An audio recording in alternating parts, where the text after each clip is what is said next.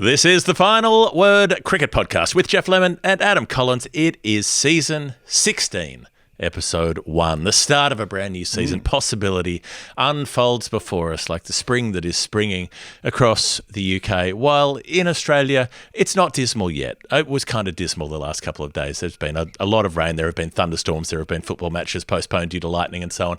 But it's still nice some of the time. It's only April. We'll get another few weeks of grace before we plunge into the icy, steely, grey death grip of winter, at which point I will get the hell out of here, because that's what happens when you follow the cricket around the world. But you, Adam, you were also at football of a different kind, round ball instead of oval ball, over the weekend. It looked like it was sunny there. Tell me about what's been happening over the last 7 days. Hello, Jeff. Nice intro there. 4-day weekend. I love Easter. I'm not sort of a Christ has died, Christ has risen, Christ will come again kind of guy, but I do like the time of year that it falls here, because it's that moment when you know the cricket season's around the corner. You know, as you say, went to the football on a Saturday afternoon. Just, a T-shirt kind of weather. It didn't require a jacket or anything quite like that. Took Winnie with me, which was lovely. Yes, the English season starts this week, so we're into that 16th season of the show, which sounds faintly ridiculous. I actually went back and listened to our first ever episode the other day, Jeff, or about 5 minutes of it before I had to turn it off because I couldn't bear to listen to you and me gibber any longer. But we will record it. We will release it, in our archive eps. It was recorded at Lord's the day before the Cardiff Test of 2015. Me, Vish and Will McPherson I think we were over in the tavern stand in one of the corporate boxes there.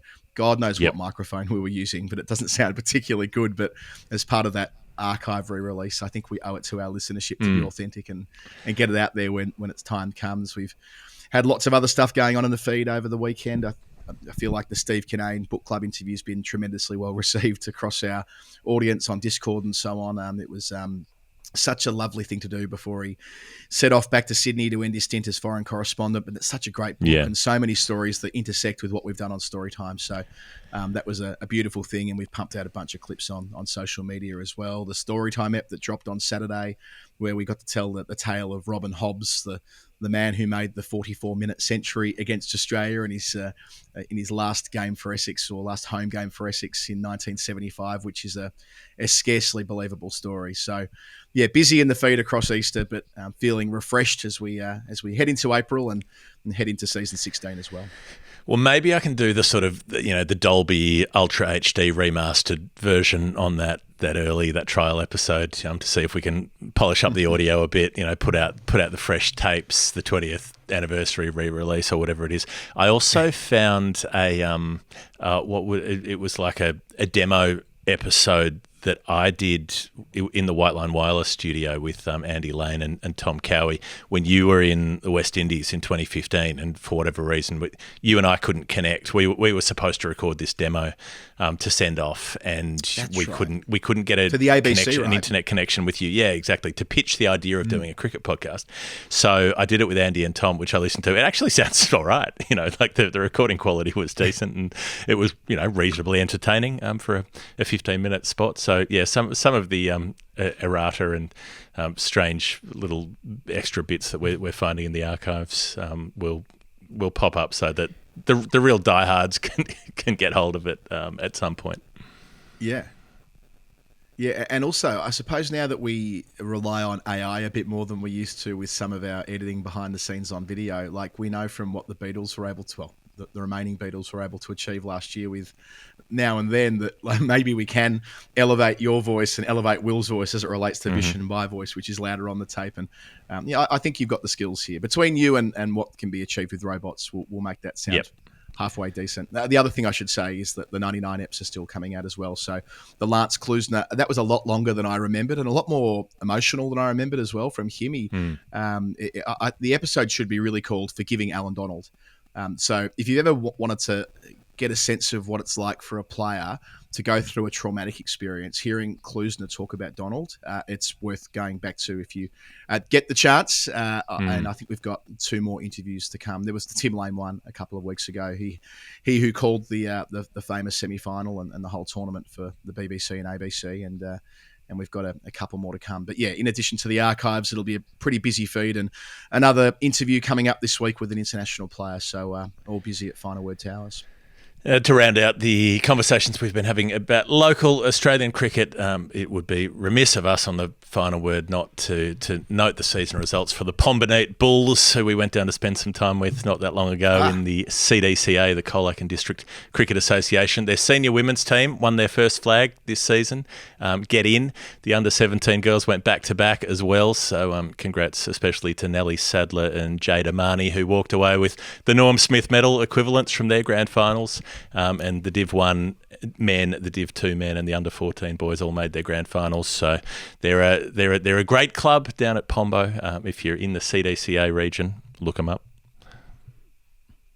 They're a happy team at Pombo. Yeah, amazing. They've got, didn't we work out, or we were told when we were there, they've got 140 residents or something like that and 17 cricket teams. Like that. It's so disproportionate. But you could call them a destination club. Yep. It's not quite wanting to play at Geelong to surf at Torquay like you've got. Did you go, by the way? Did you head along on Monday to the G for the lightning delay? I mean, it was very, I'm not the first person to make this observation, but it was very middle of the summer, wasn't it, with the players being off the field for weather and returning at an undetermined time in the future? I've got to say, and I sort of floated this idea on Monday as well as it occurred to me. You take all the players off the field because they might get hit by lightning. There isn't, in the literature, there isn't a deep, dark, dreadful history of football players being killed by lightning strikes. It's not really something that has torn through the league, at any particular time, the devastating effects of it. So I was sort of raising the question at the game with those around me, why go off for lightning when it's such a small chance? And people were saying, well, you can't really take the risk though, can you? I mean, if there's even a chance. And I'm like, they're playing Australian rules football. Like, they're launching themselves into the air. They're falling on the ground. They're running into packs, running backwards. Like, people are breaking arms and legs. It's a very injury-prone sport. Surely it's more dangerous to play football than it is to be outside when there's lightning happening. Like, why is that the concern? They would be safer standing on the ground doing nothing while the thunderstorm's happening than playing football. So it's okay for them to play football. That's fine, and get injured doing that, but not to take the one in however many tens of millions kind of risk that a lightning bolt might come down and hit you when you're flying for a mark in the forward pocket. It doesn't seem to make a whole lot of sense to me that you've got to come off for lightning in a professional sport situation. I don't know, Jeff. You're a historian. You pay attention to these things. Anyone who's had a detailed watching of Back to the Future knows that the 1.21 gigawatts, is achieved by a bolt of lightning. And if it's good enough to happen to Marty McFly and Doc a number of times, then it's good enough to happen at the Melbourne Cricket Ground. So I think from a safety perspective, it stands to reason. We come off for cricket in the same circumstances, but I suppose your wider point about footy being a brutal sport. I thought we were going to run over the top, by the way. All those old blokes from Geelong and the Hawthorn kids with Nick the Tip Rat Watson, the wizard. That Nick Watson's got he's got a tattoo saying Tip Rat on his foot, which I quite like. And Jack Inovan, who I've already ordered Winnie a number 33 long sleeve jumper for Jack Inovan. He's an easy bloke to love. I'm glad we've got him playing for us. So anyway, it's not a football podcast; it's a cricket podcast.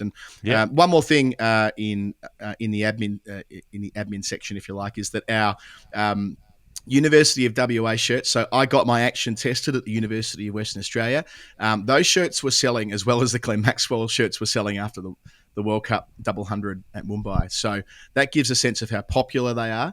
It's all been popped on social media. League Tees, Anthony Costa, excellent job with the design. Absolutely love it. Can't wait to receive my own.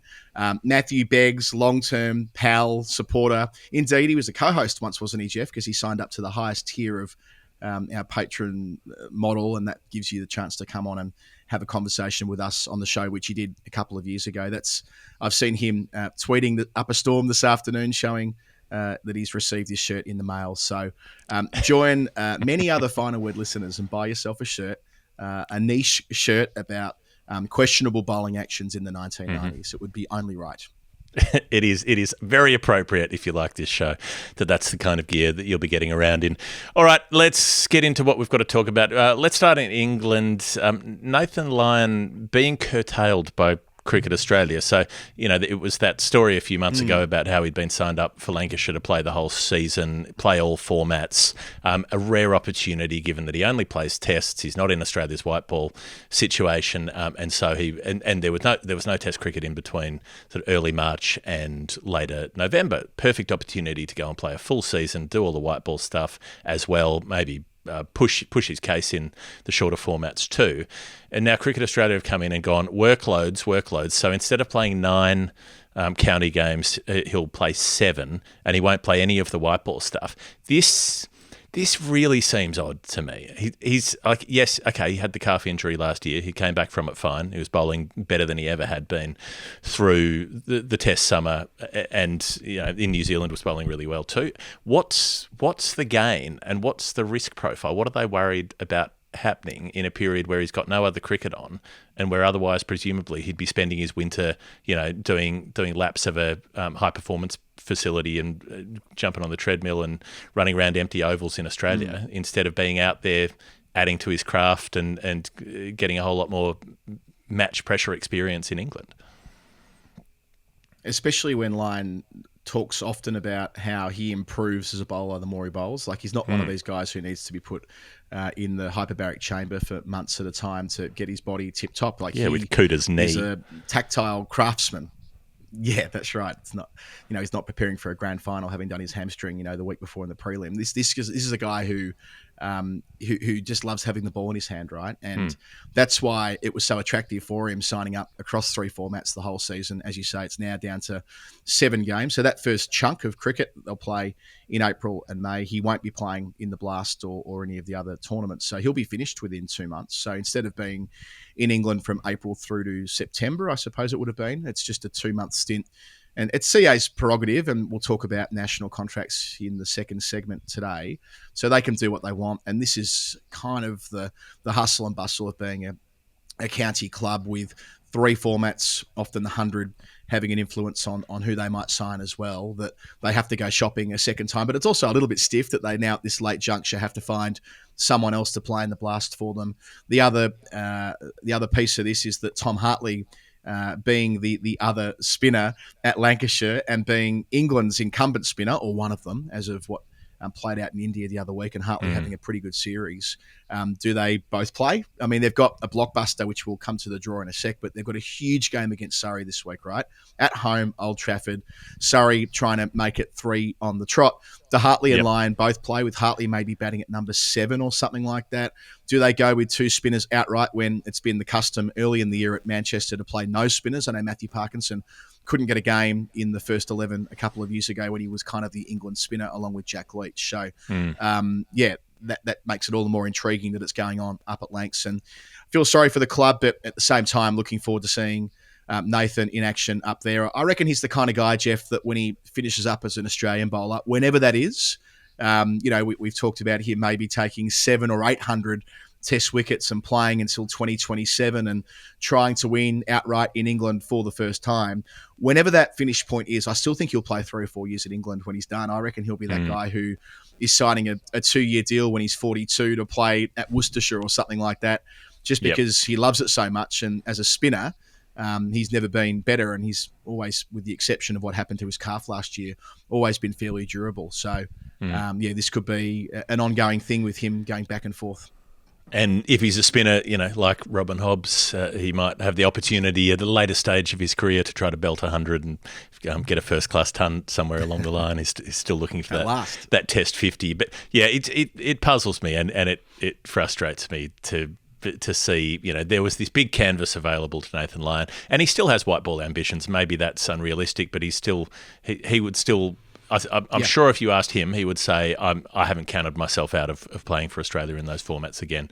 And why not? Why not give him the opportunity to see what he could do there? But, that's part of the big story, the big tapestry, I suppose, of English county cricket. There's a lot going on. So there's this book that's come out this week by Ben Bloom called Batting for Time, which I was reading a little bit about during the week, which was sort of timed to come out with the start of the season, where he's gone around England and interviewed 100 different prominent people in sort of the county cricket scene and beyond, but to talk about essentially what we talk about a lot on the show, which is what is the future of professional cricket, how do things work. It was particularly interesting to see the CEO of Durham, which is one of the few clubs that's privately owned, talking about the other clubs that are membership-based and about the members being Luddites who will hold the game to ransom. I think you could take a couple of different interpretations of comments like that. Yeah, look, he said subsequent to that he didn't think he was on the record, I think I'm right in saying. So well, I don't there's think some that conjecture helps. around that. I'm not questioning. I was going to say I'm not questioning Ben Bloom here in the slightest. I hasten to add it. A lot of people read what they've said in books and they're like, "Oh, did I say that?" Remember last year with Johnny Bairstow around the stumping at Lords in Lawrence Booth, and Nick Holt's book was agitated about what ended up appearing there. But anyway, that's I suppose par for the course when stuff ends up in the newspapers as it did last week. But yeah, so 3 of the clubs are privately owned, so it makes sense to be having a conversation about what English cricket might look like if, say, 12 of them were privately owned, or indeed if 18 of them were privately owned. And then what would happen? We know there's IPL interest. We've reported on that last year. There might be Saudi money. We know there's interest in Saudi money coming into the English game, be it I'm sure there owning the counties or maybe having an interest in the 100 down the track. How that will intersect with how many clubs will retain first-class status. It sort of feels like it's all up for grabs again. There was the Strauss report back in 2021 or 2, maybe 22, which caused a real stir at the time. And the reason that a number of the more controversial recommendations didn't get up was that the member-owned clubs said no. So reducing the number of county championship games was the centerpiece of all of that, and they were strident in saying it should remain at 14. And look, I think there's a case for it remaining at 14 as well, by the way. I know that that's not a universally held view when you're talking to those who work in high performance, but with the volatility and weather over here, and there are a number of other factors at play, that there is sufficient space for 14 when you consider it was 16 as recently as 8 years ago. And look, the how long is it until the 100 clubs are sold? How long is it before the competition is sold? It does feel like this is on the table right now. And yeah, it's natural these conversations would rise to the boil ahead of a new season. It'll be beautiful on Friday, Jeff, when the season starts. We all love opening day. 9 games taking place across the country. Let's hope it's a nice day of weather as well, and there's good crowds, and it's kicking the dew off. And the pitches in the first round of the season are usually pristine because the curators have had a number of months to prepare opening day.